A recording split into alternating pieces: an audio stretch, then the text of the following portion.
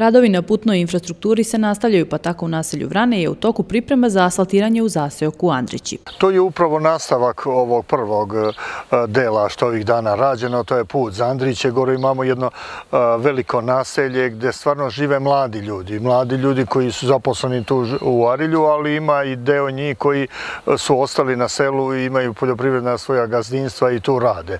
On je od velikog značaja jer stvarno taj put je bio u katastrofalnoj situaciji. Bio je baš, on je trebao da se radi i ono što smo prošle godine radili, popravljali taj put, nasipali, voda odnese, tako da to sad ne znači ništa. Ali ako sad asfaltiramo taj put i malo smo proširili, znači više neće imati nikakvih problema. Ovi iz puteva iz Ivanjice, znači izvođači radova su prokopali kanale, tako stavili su propusne cevi i taj put će biti lepo odrađen i bit će kvalitetan. Put dužine nešto više od 200 metara biće završen do kraja ove sedmice. Nastavak radova očekuje se u prigradskim naseljima kao i u nekim selima.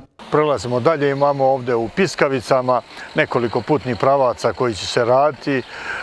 Imamo u Grivskoj i onda u Pajevićima. Ja mislim da je otišla jedna ekipa, pošto nemaju računa iz Šengolja ili Jelendola da vuku taj kamen, oni će gore imati svoje drobilice i pošto već gore ima jedan majdan zbog prevoza, jer je daleko skuplji prevoz nego što vredi taj kamen, pošto će se taj put, ima negde 1600-700 metara i on će za narednih, možda za 20 dana do mjesec dana taj put će završiti za Pajeviće. Pomenuti put finansiran je učešćem građana, mesne zajednice i lokalne samouprave.